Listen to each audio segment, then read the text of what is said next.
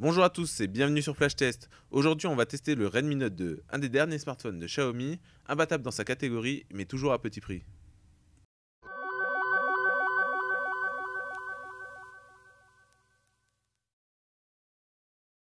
On va commencer par la fiche technique. On retrouve dans ce smartphone un écran Full HD de 5,5 pouces, un processeur octa-core Helio X10 cadencé à 2 GHz, 2 Go de RAM, une batterie de 3060 mAh et un appareil photo de 5 mégapixels à l'avant et 13 mégapixels à l'arrière. Au niveau des bonnes surprises auxquelles on ne s'attend pas forcément, on peut retrouver un port micro SD, un double port SIM compatible 4G, une radio FM et même un port infrarouge qui vous permettra d'utiliser votre smartphone en tant que télécommande.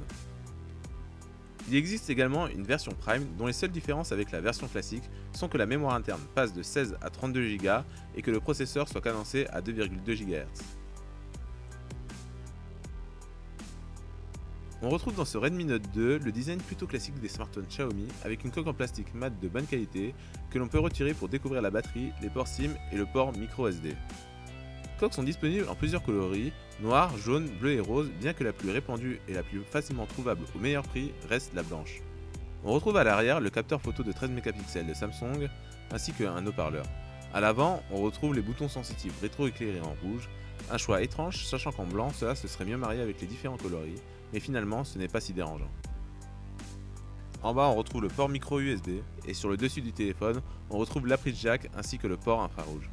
Le design joue la carte de la simplicité et l'utilisation de matériaux de bonne facture donne une impression de qualité à l'ensemble. MIUI c'est la surcouche ou plutôt le fork d'Android à la sauce Xiaomi. C'est mon premier smartphone sous MIUI et avec toutes les éloges que j'ai pu entendre sur internet, j'étais vraiment impatient de voir ce qu'elle avait sous le ventre.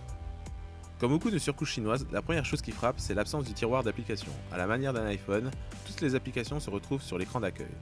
L'ensemble profite également d'un design très épuré qui donne la priorité sur les effets de transparence, les animations et la simplicité. Venant d'Android stock, j'étais vraiment perturbé au début, mais on prend vite ses marques et c'est un régal au quotidien. Il est aussi possible d'installer des thèmes pour personnaliser son expérience. MIUI regorge également de fonctionnalités bienvenues que je ne vais pas énumérer ici. Mais si je ne devais en retenir qu'une seule, ce serait la possibilité de réduire l'affichage d'un simple glissement du doigt sur les boutons sensitifs pour qu'ils correspondent à la taille d'écran de votre choix. J'ai toujours été attiré par l'univers de Xiaomi et leur faculté à proposer des produits de qualité pour pas cher. Après une powerbank et le Mi Band, j'étais vraiment enthousiaste à l'idée de me lancer sur un de leurs smartphones. Et j'ai donc pris le Redmi Note 2, en partie grâce à son prix et son grand écran. À ce prix-là, bien sûr, ne vous attendez pas à des performances du même ordre qu'un Galaxy S6, mais il répondra parfaitement à 95% des besoins. Au point de me demander si cela vaut le coup aujourd'hui de mettre plus de 200 € dans un smartphone, si ce n'est pour le jeu ou pour la photo. La photo, parlons-en. On retrouve dans l'application de nombreuses fonctions, et l'appli est même capable de vous donner votre âge par analyse faciale. Il y a également de base un mode beauté dont il est possible de définir le degré d'application.